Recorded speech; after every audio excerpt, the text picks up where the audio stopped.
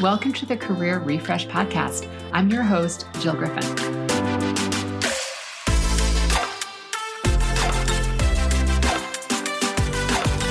I'm a former media and marketing executive turned career strategist and executive coach.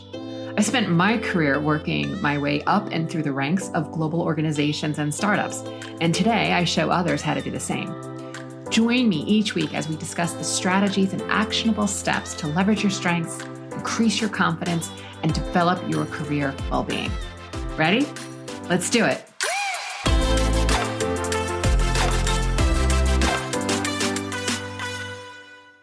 Hey there, and welcome back.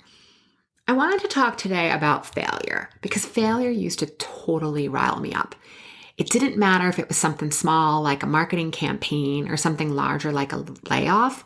I would become really anxious. I'd fall into obsessive thinking, which then for me always led to arguing with reality. Other times I'd freeze because I'd want to put bubble wrap around myself, and I wasn't sure how to move forward because I was scared to make another mistake, scared to have a failure. And I come from media marketing side of the business, and within that, spending so much of my career in digital health or technology, digital media, travel and hospitality. It's really fast paced, like very much like the stock market. You're constantly operating in real time. And because of this, there were huge risks and huge rewards, and it was all good. But during this time frame, before I learned how to rethink failure, I was constantly looking at my career as either a signing bonus or a severance package. And it really wasn't helpful thinking. Might have been true, but definitely not helpful. The roller coaster of this all was exhausting. I was often anxious, and I began to not trust myself because I didn't know the next move. So I eventually learned how to wear failure like a loose garment. This idea that these fails became the springboard for me of growth and success. And that's really what this podcast is about, how I flipped my thoughts on failure. And when I was flipping my thoughts on failure, I learned also how to manage my brain, which can be a total jerk to me, along the way. So many of us have an automatic resistance to failure. I want you to think for a second why you might have an automatic resistance to failure. What's the feeling that comes up for you when you think about your last failure? Is it stress? Is it fear? Do you feel super pessimistic? Are you anxious? Really, what comes up for you? And I just want to point out that you probably learn pretty quickly through direct and indirect messages in your life that failing is wrong. In school, you learned that if you didn't do well on a test, or if you didn't do it right, you failed. And the more you failed in school, the less success you achieved. This idea burns so bright in my psyche, and my clients tell me the same is for them. This is connected to us. This failure thing is why we have this automatic resistance. It feels yucky. You may have been directly or indirectly trained not to challenge the right way of doing things. But I want to tell you, as both a former employee and now 4 years into my entrepreneurial journey, failure is what gets you to your success. There's no doubt. It's just one less way it's going to work. And the faster that you learn to rev on failure, you're going to get to success much faster. If you quit or freeze, success isn't going to follow that quickly because there was no learning. So here's what I've noticed. When you succeed, you tend to move on quickly. You might celebrate, but you tend to not reflect on why things worked. And frankly, most of us haven't been trained to look at what you did that was successful unless you worked in technology or tech marketing. So failing forward is about 2 steps. Step 1 is about evaluating the data and choosing how you want to think about it. And step 2 is knowing that you can be in that suckiness of failure and get through the other side, which means you can take more risks. My years working in tech marketing, we would spend time in what we would call the wallow, which is where we would look at why something worked or didn't work. So first we'd capture all the learnings. This was sometimes a great process. Other times this was ridiculously uncomfortable. We would look at everything. We would dissect, we would investigate, ask questions, probe deeper, and we get super crisp on the highlights, the lowlights, and how we might approach the challenge differently the next time. Our tendency is to immediately get to the lowlights. What went wrong? Who did what? How can we make sure this doesn't happen again? Right? There's a different vibe in that. Fine. You need to spend time in understanding what the lowlights were. But I'm going to offer you to make sure you spend equal time on the highlights and the wins. What went right? Who did what? What processes work? How did you create this win? Both the lowlights and the highlights deserve a deep wallow. And I also want to offer you that all this digging and probing, it's just data, my friends. It's just the facts. So as you know, you can spin data to prove lots of different points of view. And when you look at the data, you're going to have thoughts. Your thoughts are going to make you feel either positively or negatively about the data. But again, the data is neutral. So don't blame the data and don't celebrate the data. It's your thoughts about the data that you want to look at. That is what creates your feelings. So here is where the step 2 in that process is getting through the suckiness of failure. I want to unpack that. Our thoughts create our feelings. And everything you do in life is because of how you want to feel or because of a feeling you want to avoid. There are no exceptions to this. Success comes from continually looking at your thoughts and feelings, reviewing the actions you take and seeing the results they create. And if you don't repeatedly look at what thoughts you are choosing, you won't progress. You will stay stagnant. You won't move forward after that failed presentation, that furlough, the layoff, or the firing. You really do get to choose what you want to make the data mean. And when you choose to look at it wholly from a negative point of view, you're gonna have negative feelings.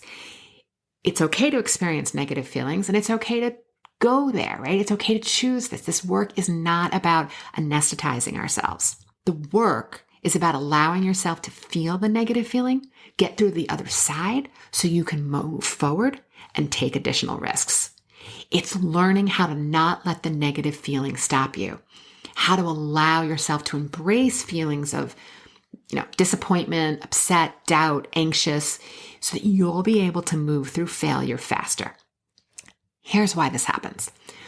Resisting negative feelings is like holding a beach ball underwater. At some point, it is going to pop back up and smack you in the face. Other ways that you might be resisting feelings show up with the constant numbing out of over-consuming substances like food, recreational drugs, alcohol. It's also the constant media binging or social media distractions. You cannot think clearly if all of your energy is being used to resist or numb out what you're really feeling.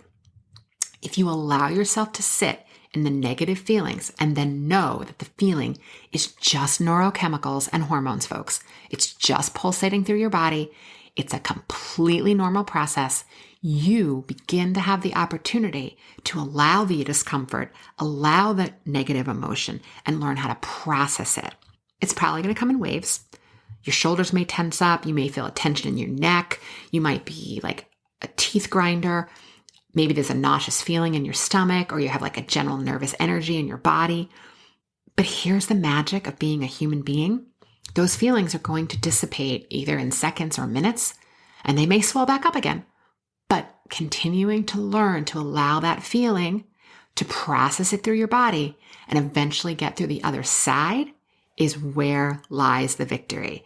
It's kind of like the gazelle shuddering and shaking off the energy when it outran the lion.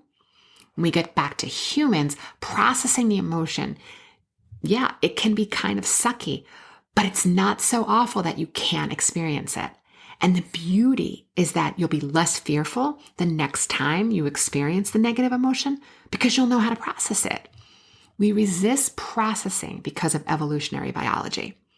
Our brains are motivated to seek pleasure, procreation, food, avoid pain, saber-toothed tigers, now it's flaming emails from clients, and to be really efficient or conserve energy to survive.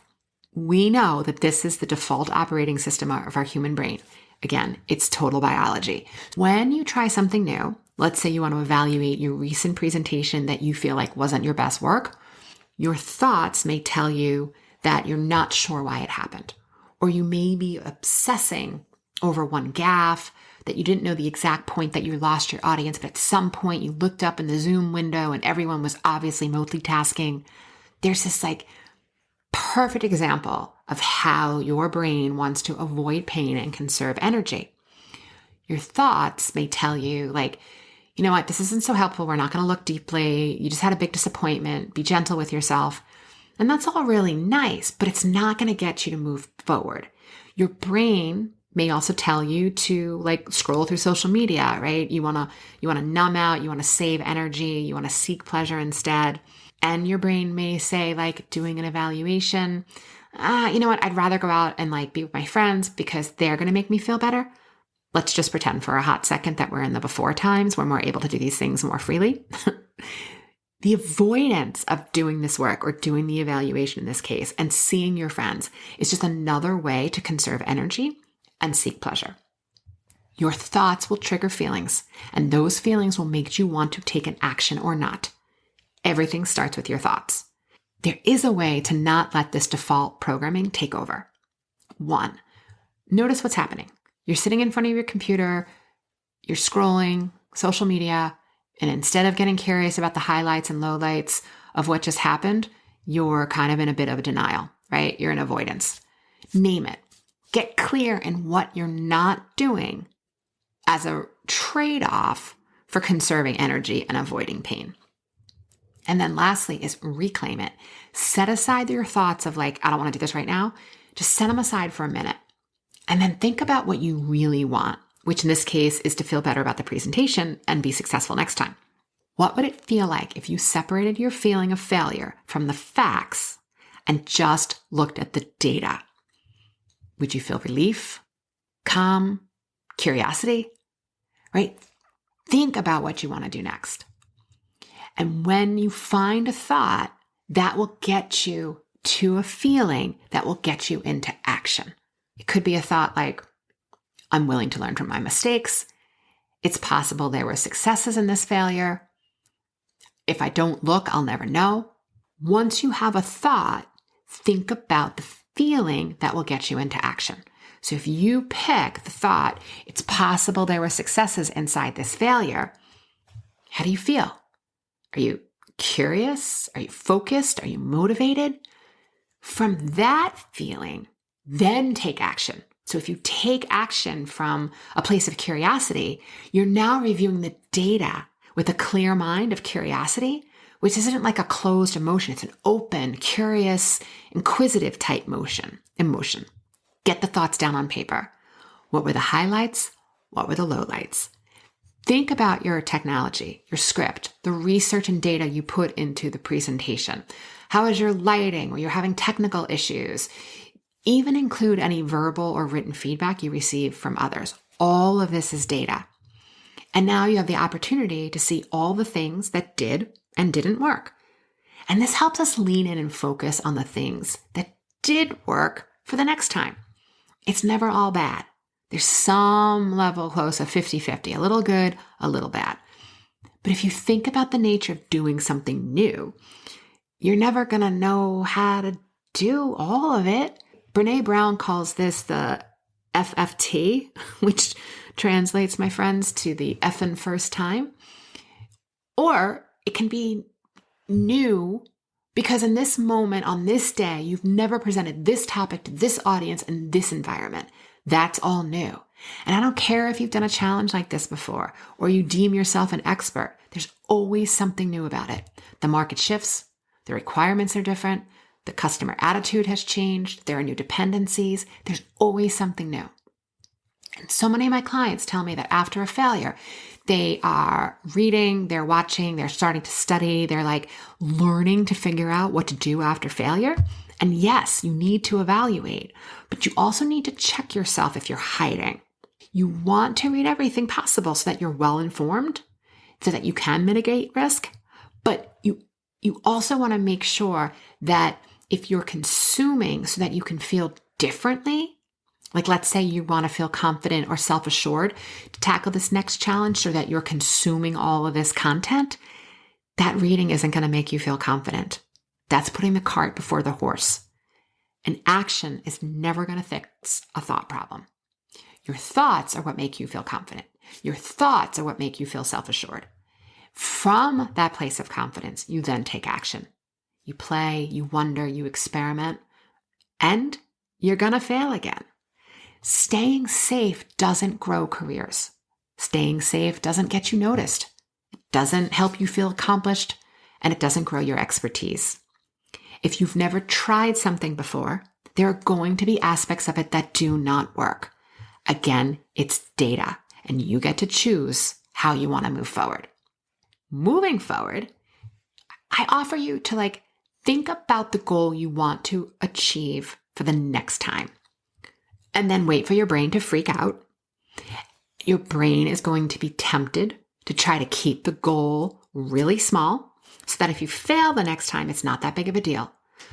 But itty bitty micro wins and itty bitty failures don't cause growth, or it causes growth at such a glacial speed that you want to be moving through your failures faster because it gets to the success faster. This is, again, where the evolutionary biology is going to come back into play. Your brain wants you to succeed, but it also wants you to stay safe. Your brain wants to avoid pain and conserve energy. It wants to avoid the failure. It wants to make sure that you don't fall flat.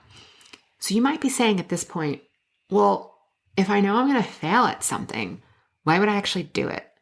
And this is where I say that not trying is also failing. You just chose to fail ahead of time. There is a song called Free Will by the great rock band Rush, and there's a lyric that says, if you choose not to decide, you still have made a choice. So if you're not trying because you don't want to fail, you have made a choice. You think that if you stay safe, you're not going to fail, but you lost out on learning and growing and knowing and building expertise, confidence, esteem, and you don't know what other opportunities are lost because you stayed safe and you didn't really try. So if you choose to fail before you actually started, it's still failure. Failure is how we get to accomplishment, and you never know where your failures might lead you. Failing can still lead opportunities, relationships, collaborations, and growth. I look at failure in two ways. One, there's the dodgy fail where you dodged the opportunity and you stayed safe and you failed. These are the type of failures that tend to lead you to repress energy and repress feelings. This is where you find yourself standing in front of the refrigerator, eating cold pasta when you're not even hungry, or watching social media in one screen and Netflix on the other. This is that dodgy fail. The other type of failure is what I call an effective failure. You didn't get the exact results you wanted, but you learned a ton along the way. So if we put it into more context, let's say you want to get a promotion before the end of the year. So over the next few months, you level up your skills, you network internally and externally, you discuss with leadership what they'd like to see from you in order to gain the promotion, you collaborate with colleagues, you improve your team's overall output. But let's say in the end, you don't get the promotion, and all this work you could say was an effective failure because you still get to use all this learning the next round, or you can use the skills, the collaboration, and networking and take yourself elsewhere. The worst that can happen is that you don't get the job and you feel humiliated. Okay, I get it. That's going to suck. But eventually you can get your thinking to so what? I can't really lose something that's not mine. And I learned a ton along the way. When you understand the worst thing that can happen to you today is an emotion, as my mentor likes to say, you really start to understand that there's not any emotion you can't experience. And when you know that, your whole world starts to open up. You begin to shift your thoughts on failure. You're more willing to experience new things. You take risks. And learning how to refresh your thoughts on failure isn't just so that you don't fail. It's so that you recognize the wins and learnings along the way. To recap, you get to choose how you want to think about failure. I encourage you to wallow in the data. Look at the highlights, look at the lowlights, what you do again, and choose how you want to think about it. Don't keep yourself small and safe because that only leads to a dodgy fail because you just dodged the opportunity, which is still failure. wallow in the effective failure. Get super clear on the opportunities, relationships, and collaborations you've created so that you can continue to grow from the experience. Okay, folks, that's what I have for now. Thanks for listening, and I will see you next time. Hey, thanks for listening to the Career Refresh podcast. If you're enjoying this and you want more information, go to my website, jillgriffincoaching.com. There you can find information on how to work with me one-on-one or my group programs, or even bring me into your workplace. I'll put the link to my website in the show notes. But hey, listen, before you go, do me a favor, rate and review this podcast because it definitely helps me get the word out to people everywhere so that they can also thrive in the workplace. All right, friends, I appreciate you. I'll see you soon.